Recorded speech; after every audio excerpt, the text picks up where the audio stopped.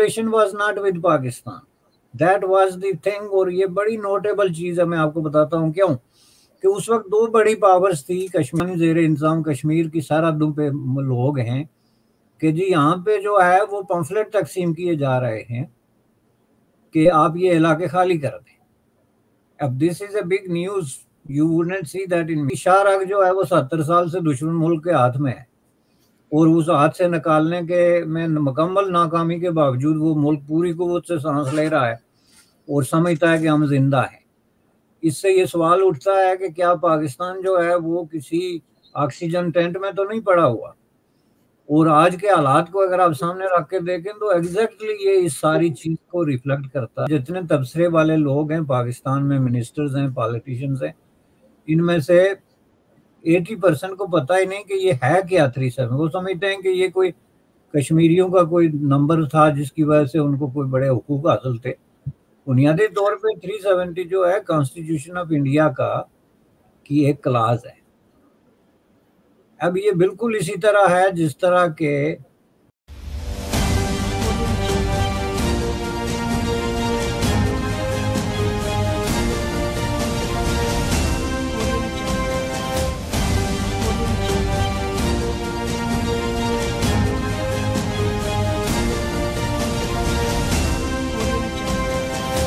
नमस्कार दोस्तों, मैं हूं आपके साथ अंबर जैदी। स्वागत है आप सबका हमारे आज के खास कार्यक्रम इट्स डिबेटेबल में। एक तरफ पाकिस्तान के प्रधानमंत्री शहबाज शरीफ का बयान आया और दूसरी तरफ हिना रब्बानी का, और दोनों बयानों पर हम बात करेंगे। और हमारे साथ इस पर चर्चा करने के लिए जुड़े हैं आप सबके जाने पहचाने बैरिस्टर हामिद बशानी साहब। बहुत बहुत स्वागत है सर आपका। नमस्कार। थैंक यू, शुक्रिया सर। अभी हमने पिछले हफ्ते देखा कि पाकिस्तान के प्राइम मिनिस्टर शहबाज शरीफ, उन्होंने भारत से बातचीत करने के लिए कहा कि हम भारत के साथ बातचीत कर सकते हैं, और इस तरह का उन्होंने ऑफर भी रखा। दूसरी तरफ जो पाकिस्तान की डिप्टी फॉरेन मिनिस्टर हैं, उन्होंने कश्मीर को लेकर बयान दिया है। उन्होंने कहा है कि जब तक भारत कश्मीर से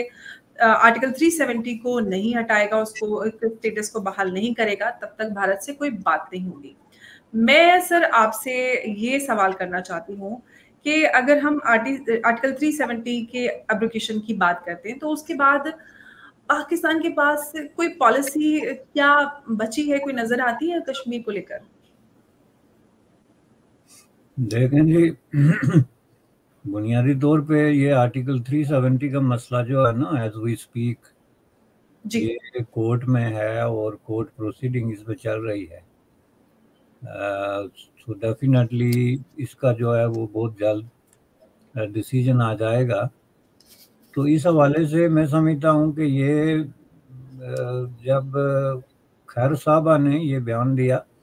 तो उस वक्त भी ये बात ऑलरेडी प्रेस में आ चुकी थी कि इंडिया में जो है वो इस 370 पे बात करने के लिए कोर्ट्स ने अपना स्केड्यूल जो है वो सेट कर दिया है और लोगों को नोटिस आ गए हैं। तो बुनियादी तौर पे अगर आप इस मसले को देखें तो ये एक बड़ा अजीब सी एक सिचुएशन बन जाती है कि एक तरफ प्राइम मिनिस्टर है जिसको पाकिस्तान में कोई सीरियस नहीं ले रहा, nobody is taking him serious. उसका रोल जो है वो मिस्टर बीन जैसा है, वो जब भी कोई सीरियस बात करता है तो लोग हंसना शुरू हो जाते हैं। और दूसरी तरफ ये फार्मर प्राइम जो एक्सटर्नल मिनिस्टर्स हैं, ये जो फार्मर नहीं है बल्कि इस वक्त भी हैं जी मौजूदा फॉर कंट्री, इनका है। तो मैं समझता हूँ कि ये इन्होंने बड़े गलत वक्त पे बहुत ही गलत किस्म का टाइम दिया, जो है ये स्टेटमेंट दी है। ये एक तरीके से जो है वो इंडियन हाईएस्ट जुडिशरी जो है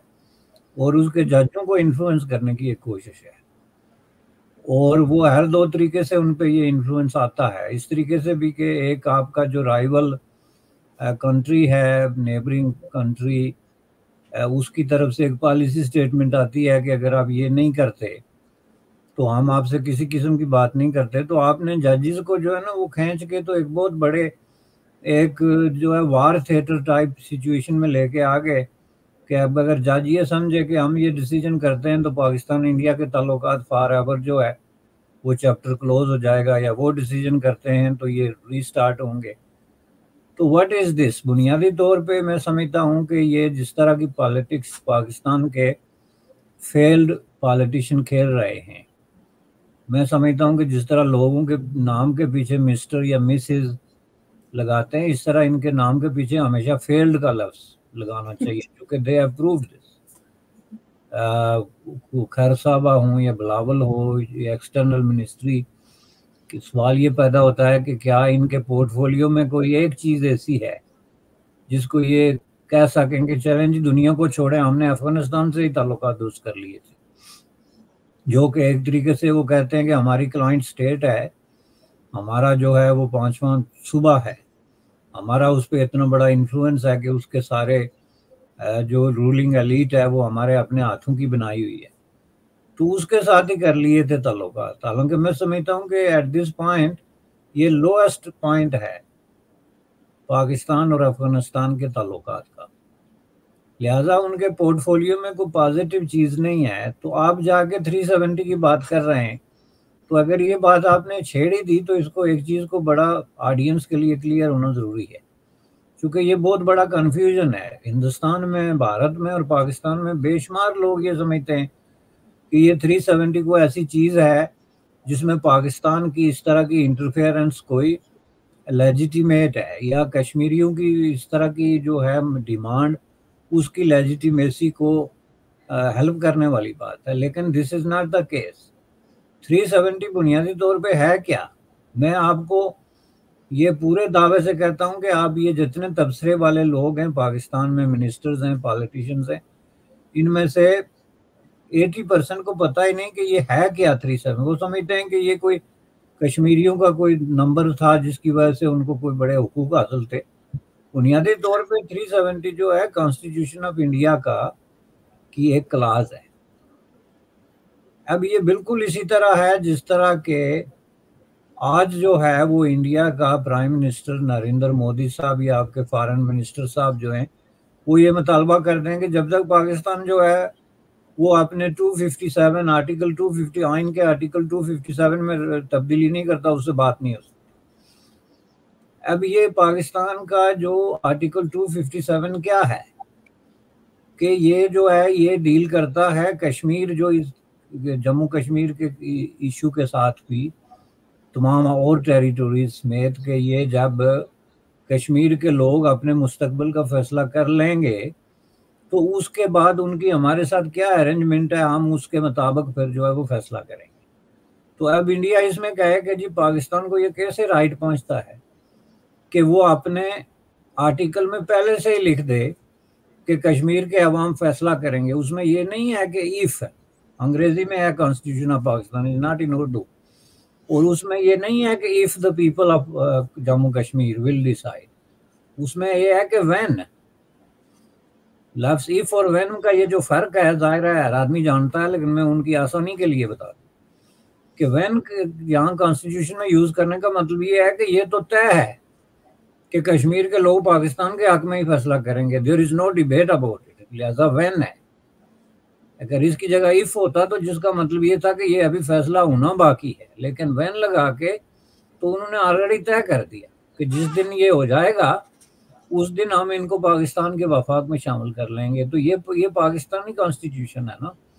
وہ ڈائریکٹلی ہٹ کرتا ہے کشمیر ایشو کو. Kashmir is a disputed territory, India is a party to the territory dispute. تو انڈیا پر یہ بھی مطالبہ کر سکتا ہے نا کہ آپ اپنا پہلے آرٹیکل 257 چینج کریں پھر ہم آپ سے بات کریں گے. جی بالکل اسی طرح کی بات ہے 370 کا. اس کو لوگوں کو اس طرح سمجھنا چاہیے کہ یہ ہندوستان بھارت کی جو ہے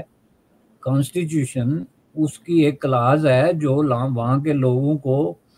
ان کے درمیان جو افیئرز ہیں ان کو ریگولیٹ کرنے کے لیے اور اس کو چلانے کے لیے ہے. تو پاکستان کو کوئی حق نہیں پہنچتا کسی بھی کہ وہ اس طرح کا مطالبہ کرے، ڈسپائٹ دا فیکٹ کہ پاکستان جو ہے وہ بے شک کشمیر ڈسپیوٹ میں جو ہے وہ پارٹی ہو. لیکن یہ ایک حد کراس ہو جاتی ہے جب آپ اس حد تک چلے جائیں کہ آپ جا کے کسی ملک کے اندرونی معاملات میں انٹرفیئرنس اس حد تک کریں کہ آپ اس کی پارلیمنٹ کی جو سپریمیسی ہے اس کو بھی انڈرمائن کریں. یہ مطالبہ کرنا کہ 370 ریسٹور کرو یا نہ کرو، یہ بھارت کی جو پارلیمنٹ ہے اس کی توہین، اس کی انسلٹ اور اس کو انڈرمائن کرنے والی بات ہے. बिल्कुल आपने सही बात कही है सर। बीते दिनों हिना रब्बानी ने एक कार्यक्रम में ये भी कहा था कि भारत जो है वो वेस्ट की डार्लिंग है, और जब ईस्ट की बात आती है तो वो एकदम वॉर वाले एकदम मोड में आ जाता है। लेकिन सवाल ये है सर कि लगातार इस तरह के जो बयानात नजर आ रहे हैं, और हमने देखा भी है कि हिना रब्बानी हो वो लगातार भारत को लेकर, कश्मीर को लेकर बयान देती रहती हैं, और हम कश्मीर को लेकर पाकिस्तान में ये सुनते भी आए हैं कि कश्मीर जो है वो पाकिस्तान की शहरग है। लेकिन शहरग को बताने वाला पाकिस्तान कश्मीर को इतना ज्यादा उन्होंने निग्लेक्ट क्यों किया, अगर शहरग ही था तो, या है तो? नहीं, पहली बात ये है कि जहाँ तक भारत की तरफ से उन्होंने लफ्ज डार्लिंग इस्तेमाल किया, वेस्ट की डार्लिंग का, जी, तो जाहिर है कि ये एक बात क्लियर है कि भारत जो है वो एक मखसूस मैच्योर स्टेज पे जाके तो वेस्ट की डार्लिंग अगर बना भी है, तो ज़रा पाकिस्तान की आप सूरत हाल देखें ना कि पाकिस्तान पैदाश के 2 साल बाद जो है वो वेस्ट की झोली में गिर गया था। बल्कि ये तो मैंने मरावत में कह दिया, 2 साल बाद, पैदा होने से 3 महीने पहले कायद-ए-आज़म मोहम्मद अली जिन्ना ने दिल्ली में फॉरेन डिप्लोमेट के साथ जो मीटिंग की थी, तारीखी मीटिंग है, everybody knows about that, archives में मौजूद है। उसमें बैठ के तो कायद-ए-आज़म मोहम्मद अली जिन्ना ने वेस्टर्न डिप्लोमेट्स को ये बावर कराया था कि हमारा जो फ्यूचर है वो आप लोगों के साथ वाबस्ता है। तो उन्होंने पूछा जी वो कैसे? तो उन्होंने कहा वो इस तरह के we are going to lead the middle east, क्योंकि हम नेचुरल लीडर होंगे तमाम इस्लामी दुनिया के, और स्पेसिफिकली जो है वो मिडल ईस्ट के। तो मिडल ईस्ट को जब हम लीड करेंगे तो हमारा कॉन्फ्लिक्ट खड़ा होगा सोवियत यूनियन के साथ। तो सोवियत यूनियन एक बहुत बड़ी फौजी ताकत है, तो उसका मुकाबला करने के लिए हमें आपकी जो है वो मिलिट्री और फाइनेंशियल एड की ज़रूरत होगी। ये अल्फाज हैं हो बाई हो कायद-ए-आज़म मोहम्मद अली जिन्ना के कामा और फुल स्टॉप समेत, कोई मैंने आगे पीछे नहीं की, ये उसके अल्फाज हैं। तो ये डार्लिंग तो पाकिस्तान पैदाइश से जो है वो 4 महीने पहले बन गया था। तो अब चूंकि एक स्ट्रेटेजिकली अगर भारत को ये सूट करता है कि वो इंटरनेशनल डिप्लोमेसी में या जो इंटरनेशनल कॉन्फ्लिक्ट्स हैं उसमें जो है वो वेस्ट के साथ जुड़ के अपने मफादात का तहफ़्फ़ुज़ कर सकता है, तो ये भारत की काल है, ये पाकिस्तान की काल नहीं है। चूँकि पाकिस्तान ने 4 महीने की उम्र में जो डार्लिंग का रोल लिया था, उसको उसने पूरे 50 तक पूरी कुव्वत वो जो है वो रोल प्ले किया। तो इसलिए ये ताना देना जो है वो मैं समझता हूँ कि टोटली हिना रब्बानी खैर कोई इतनी जवान भी नहीं है कि वो उनको हिस्ट्री का वो चैप्टर नहीं पढ़ा होगा। ज़ाहिर है she is a mature women no, तो उनको पता है कि पाकिस्तान हिस्टोरिकली किस तरह की रिलेशनशिप जो है वेस्ट के साथ रही। जहाँ तक कश्मीर की बात आपने की कि जी शाहरग है, तो फिर वो इसके लिए, तो इसमें बात ये है कि शाहरग के हवाले से ये बात नहीं कि उन्होंने कुछ किया नहीं, पाकिस्तान के अपने बस में जो कुछ था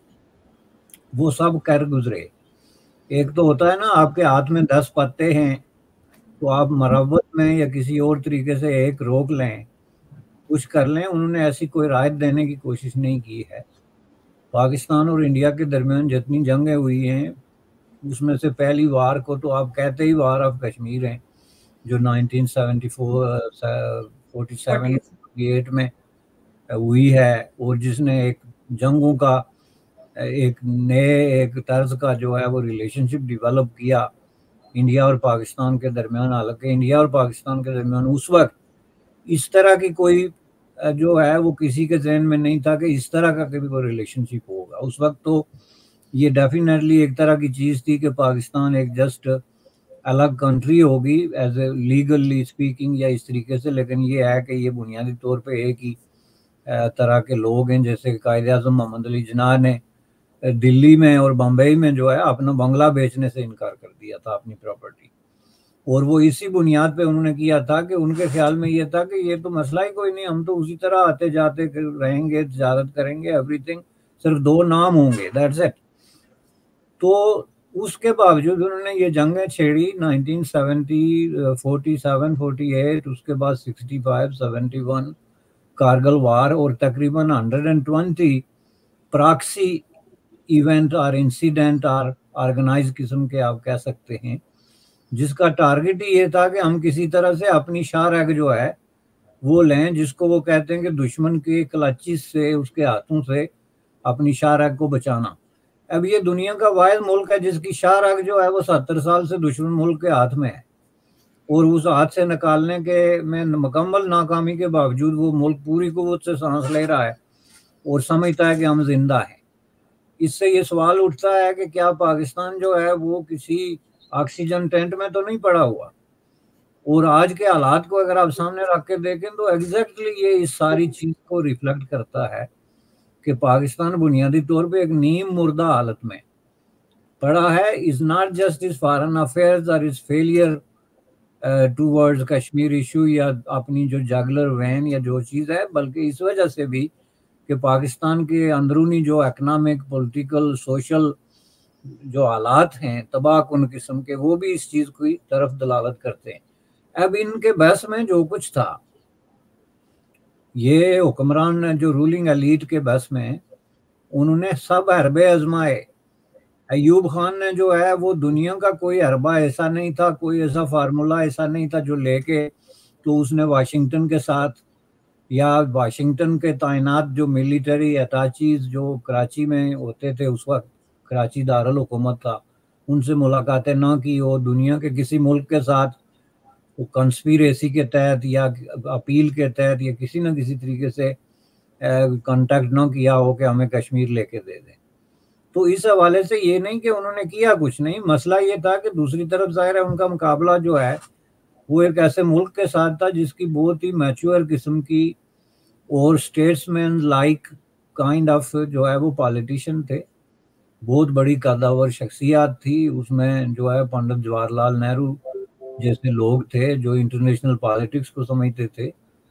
اور ان کو پتہ تھا کہ جو ہے وہ فیوچر کا کورس جو ہے ایونٹس کا کیا ہوگا، کس طرح جو ہے اس کو ڈیل کیا جا سکتا ہے۔ تو بنیادی طور پہ جو ہے وہ اصل میں یہ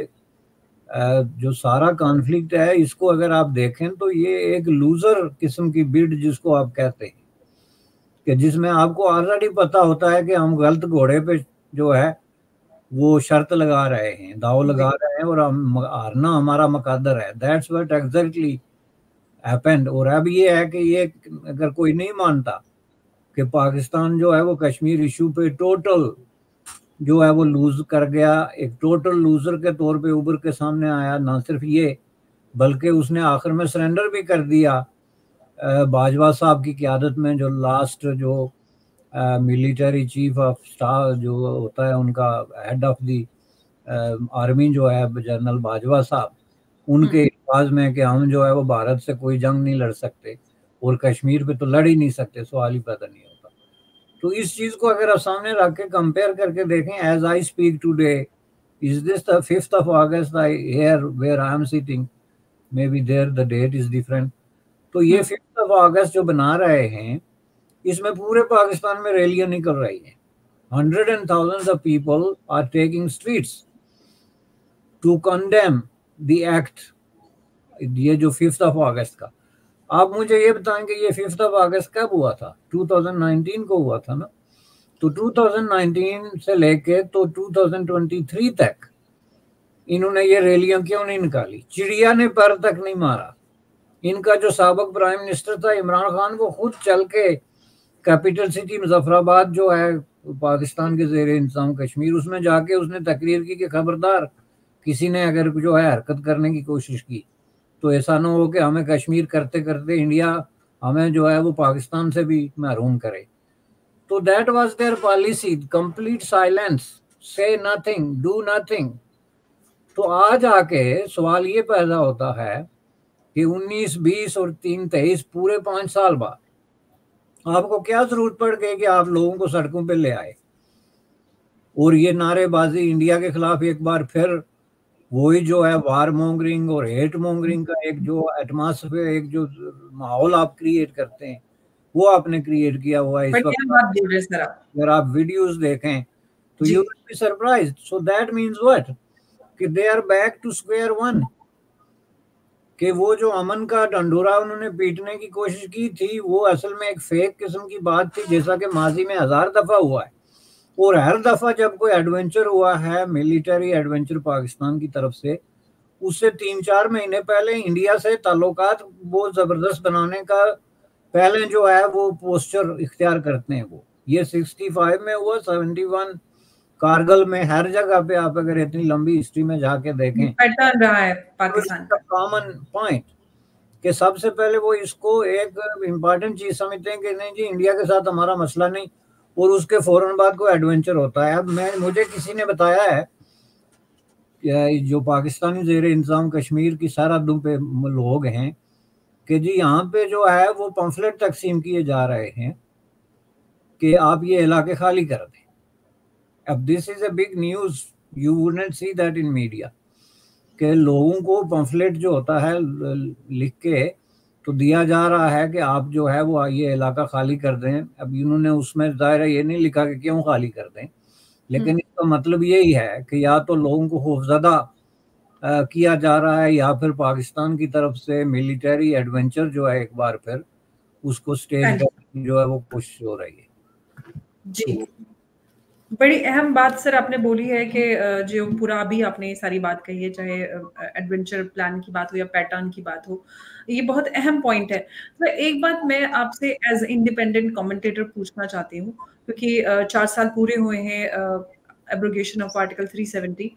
کشمیر میں، جو اس کے ایبروگیشن کے بعد ڈیولپمنٹ نظر آ رہا ہے، محرم کا جلوس بھی سڑکوں پر نکلتے ہوئے نظر آیا جو کہ 34 سال بعد ہوا، چاہے ہم اوور آل ڈیولپمنٹ کی بات کریں، آتنکواد کی بات کریں، ساری چیزیں بہت زیادہ ان میں کمی آئی ہے اور بہت ترقی کشمیر میں نظر آ رہی ہے۔ یہ امید کیا آپ نے کی تھی کہ ایسا کچھ ہوگا، یہ پازیٹیو پیس یا ڈیولپمنٹ جو کشمیر میں نظر آ رہا ہے؟ نہیں، دیکھیں اس کے دو حصے ہیں اور ان کو بڑی میں سمجھتا ہوں کہ کیئرفلی دیکھنا چاہیے۔ ایک حصہ جو ڈیولپمنٹ ہے، تو ڈیولپمنٹ جو ہے وہ گزشتہ 10 سالوں میں اسپیسیفکلی اور 4-5 سالوں میں پوری انڈیا میں ظاہر ہے کہ ایک ڈیولپمنٹ ہو رہی ہے، and Kashmir is not an exception, اور نہ کشمیر ایکسیپشن ہو سکتی ہے۔ کوئی وہاں پہ گورنمنٹ اور نو گورنمنٹ یا جو بھی یہ جو پولیٹیکل ارینجمنٹ ہے یہ کیا ہے، اس کو ایک طرف رکھتے ہوئے ظاہر ہے جب انڈیا جو ہے وہ اتنی تیز رفتاری سے ترقی کرے گا اور اتنی تیز رفتاری سے انڈیا کے اندر جو ہے وہ ڈیولپمنٹ اور انویسٹمنٹ کے منصوبے چلیں گے، اور اسپیسیفکلی جو عرب ملکوں کی طرف سے سعودی عربیہ، کویت اور اس طرح کی یونائٹڈ عرب ایمریٹس کی جو کمپنیاں ہیں انہوں نے جو انویسٹمنٹ وغیرہ کی ہے کشمیر میں، تو اس کو سامنے رکھتے ہوئے ظاہر ہے وہاں پہ آپ کو جو پل اور سڑکیں اور وہ جو ہوتے ہیں فلائی اوورز اور ہاسپٹلز اور ایسی چیزیں نظر آتی ہیں وچ از آبویسلی کلیئر، اور کوئی اس سے انکار نہیں کر سکتا، یہ اس کا ایک حصہ ہے۔ لیکن میری ذاتی رائے، آپ نے انڈیپینڈنٹ کہا انالسٹ یا کیا، تو اس انڈیپینڈنسی کے حوالے سے میں یہ کہوں گا کہ اس کا جو دوسرا حصہ ہے، میں بار بار اس کا ذکر کرتا ہوں کہ وہ ابھی تک ہونا باقی ہے، اور وہ یہ ہے کہ کشمیر جو ہے اس کے جو فنڈامنٹل اور ڈیموکریٹک رائٹس ہیں وہ بھی اسی سطح پہ ہونے چاہیے جس سطح پہ آپ کی ڈیولپمنٹ ہو رہی ہے، چونکہ یہ کوئی ٹریڈ نہیں ہے یا ایکسچینج نہیں ہے کہ ہم آپ کو جو ہے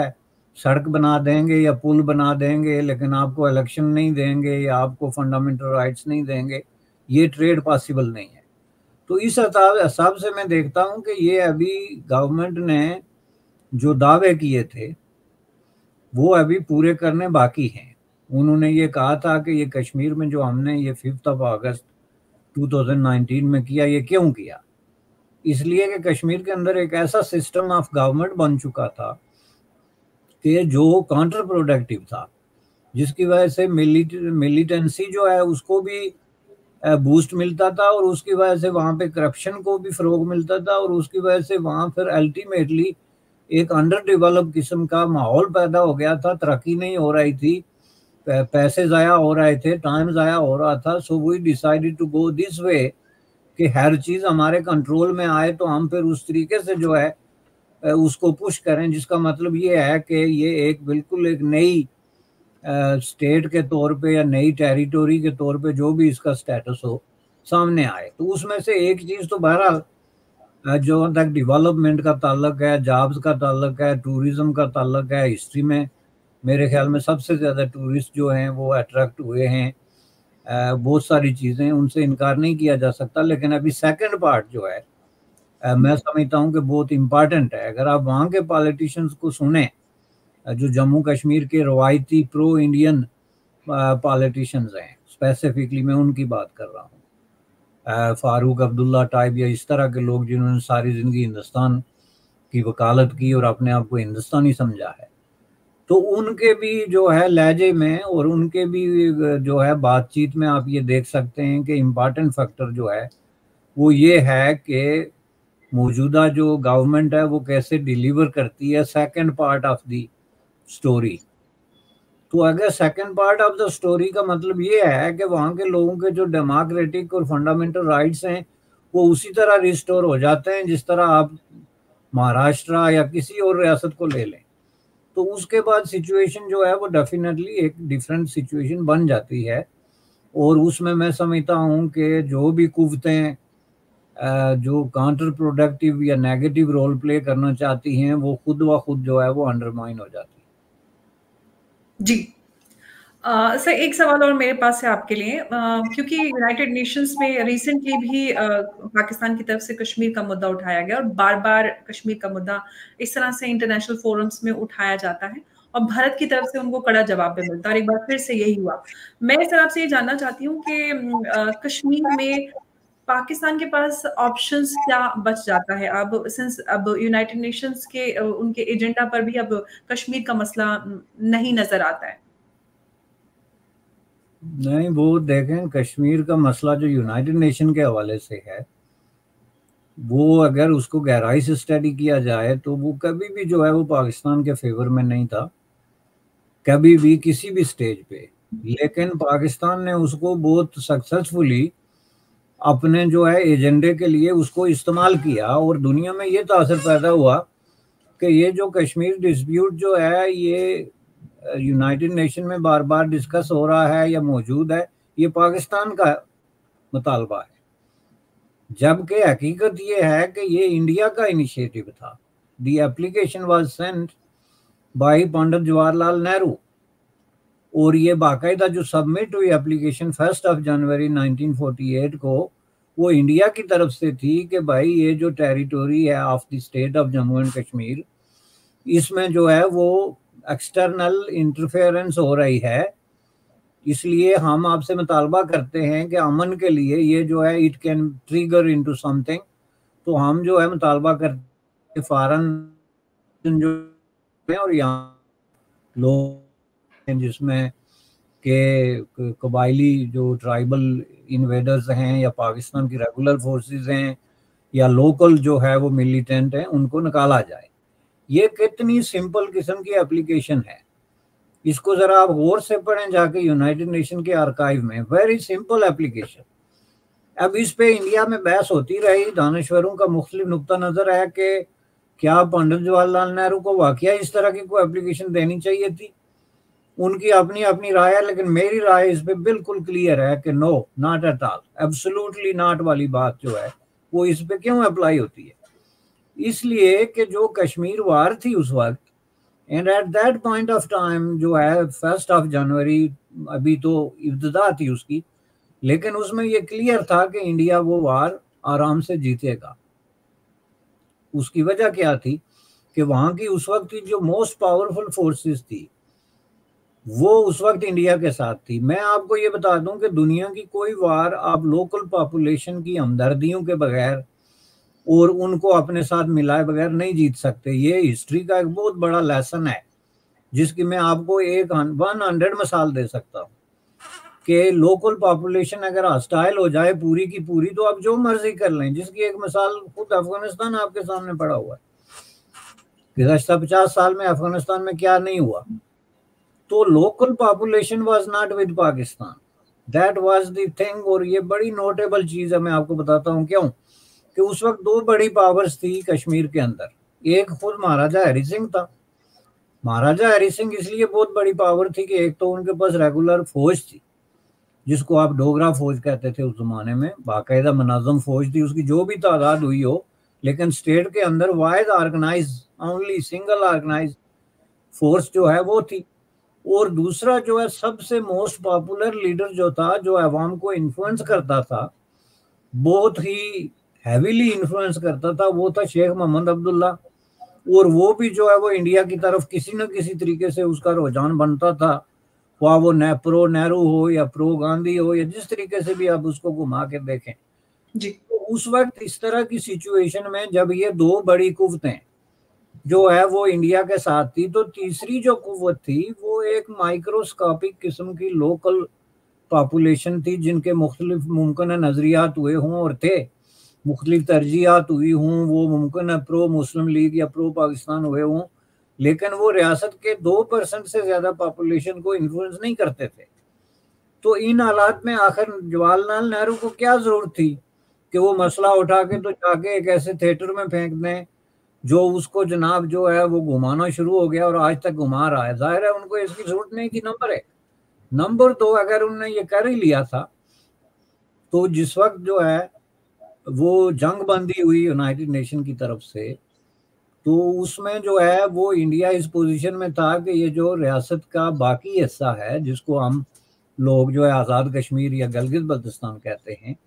یہ اس کو ٹیک اوور کرنے کی 100% پوزیشن میں تھے, چونکہ پاکستان پریکٹیکلی وہ وار لوز کر چکا تھا.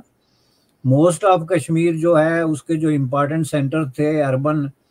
سینٹرز تھے, شہر تھے, وہ انڈیا کے پاس تھے. تو یہ کوئی 2-3 مہینے میں جو ہے پوری کی پوری ریاست جو ہے وہ انڈیا کے پاس جا سکتی تھی اگر اس طریقے سے دیکھا جائے تو. لیکن پنڈت جواہر لال نہرو نے جنگ بندی پہ سائن کیے, اور اس کی وجہ یہ تھی کہ یہ اس کی ایک الگ کہانی ہے کہ اس میں مثلا وہاں کی جو لوکل لوگ ہیں جس میں شیخ عبداللہ بھی شامل تھے, انہوں نے یہ کہا کہ جی یہ جو باقی پہاڑی علاقے ہیں یہاں کی جو پاپولیشن ہے یہ بڑی ہاسٹائل قسم کی پاپولیشن ہے, most of them are militant اور ملیٹری اورینٹڈ پیپل, وہ سابق انگریز فوج کے ملازم ہیں, کچھ ہندوستانی فوج کے ریٹائرڈ ہیں, کچھ اس طرح کے ہیں. تو یہ ہمارے جو ہے لیے ایک پرابلم ہی ہوں گے, اس کا کوئی ہمیں فائدہ نہیں ہوگا, لہٰذا ہم یہاں جنگ بند کر لیتے ہیں. ریاست کے 3 بڑے شہر جو تھے پونچھ, سری نگر اور جموں وہ لے چکے تھے. تو وہ اپلیکیشن جو بات ہو رہی تھی یونائٹڈ نیشن میں لے کے نہرو صاحب گئے, تو اپلیکینٹ تو انڈیا ہے. اب اگر انڈیا چاہتا ہے کہ یہ مسئلہ انٹرنیشنلائز نہیں ہونا چاہیے تو انڈیا کے لیے یہ ضروری ہے کہ پہلے اس اپلیکیشن سے شروع کرے. وہ جا کے یونائٹڈ نیشن میں کہے کہ ہم اپنی اپلیکیشن واپس لیتے ہیں, and we want this case to be closed because there is no case. آپ اپنے جلسے میں بے جے پی کے جلسے میں کھڑے ہو کے یہ نعرہ لگا دیں کہ کشمیر کیس ختم ہے, جی ہے ہی کوئی نہیں, تو اس کی کوئی اہمیت نہیں, کیونکہ جلسے میں بھی کہہ سکتا ہے نا. تو آپ اگر سیریس ہیں تو you go to the United Nation and you tell them you don't want this to proceed with. تو پھر بات بنے نا کہ جی آپ پل آؤٹ کر رہے ہیں واپس انٹرنیشنل ارینا سے, اور واپس آپ لے کے آ رہے ہیں اس کو انڈین سب کنٹیننٹ کے اندر, جہاں پہ آپ اس کو شملہ معاہدے کے تحت کریں یا کوئی نیا معاہدہ کریں, لاہور ڈیکلریشن کے مطابق کریں, کسی طریقے سے کریں, تو وہ پھر آپ اس کو حل کریں. تو اس لیے میں سمجھتا ہوں کہ لوگوں کو چیزوں کو جذباتی انداز میں پرکھنے کے بجائے ان کو دیکھنا چاہیے کہ کسی چیز کی لاجیکل چیز بنیاد کیا ہے اور اس کو کس طرح لاجیکلی کنکلوڈ کیا جا سکتا ہے. Absolutely. تو اس حوالے سے میں سمجھتا ہوں کہ یہ جو ہے وہ اس طریقے سے تو پاکستان کے ہاتھ میں ایک ٹول آ گیا کہ جو مسئلہ کشمیر جو ہے اقوام متحدہ میں کہتے ہیں وہ اس کو یونائٹڈ نیشن کو, تو وہاں ہے جی تو ہم اٹھا دیں گے تو پتہ نہیں کیا ہو جائے گا. تو عوام ایکسائٹ ہو کے سڑکوں پہ نکل آتے ہیں, ان کو پتہ ہی نہیں کہ there is nothing in that application. اس اپلیکیشن کے جواب میں جو پہلا قرارداد پاس ہوئی اس کی پہلی شک یہ ہے کہ پاکستان جو ہے وہ جموں کشمیر سے اپنی ریگولر اور ارریگولر فورسز کو نکالے. بالکل. وہ پاکستان مطالبہ کرتا ہے کہ قراردادوں پہ عمل کرو, وہ قرارداد کی پہلی شک یہ ہے کہ اپنی فوجیں نکالو. اب آپ دیکھیں کتنا بڑا کنفیوژن ہے اور کتنی بڑی ایک طرح کی فراجولنٹ قسم کی ریپرزنٹیشن ہے جو لوگوں کو دی جا رہی ہے, اور لوگ اس پہ ڈفلی پہ جاتے ہیں اور جلوس نکالتے ہیں, کہتے ہیں ہم دیکھ لیں گے جی کیا ہونے والا ہے. تو یہ سچویشن جی سر، بہت اہم باتیں آپ نے بتائی ہیں اور مجھے بہت مزہ آیا سر آپ کے ساتھ چرچا کر کے، کیونکہ میری خود بہت ساری باتیں جو نالج میں ہیں، اور مجھے لگتا ہے ویورز کے لیے بھی بہت انفارمیٹیو سیشن پورا رہنے والا ہے. بہت بہت شکریہ سر آپ کا چرچا میں جڑنے کے لیے، اور آپ نے اتنی ساری اہم باتیں ہمارے ساتھ ساجھا کی. بہت بہت شکریہ ایک بار پھر سے. نمسکار. آپ کا شکریہ. Thank you. Thank you sir.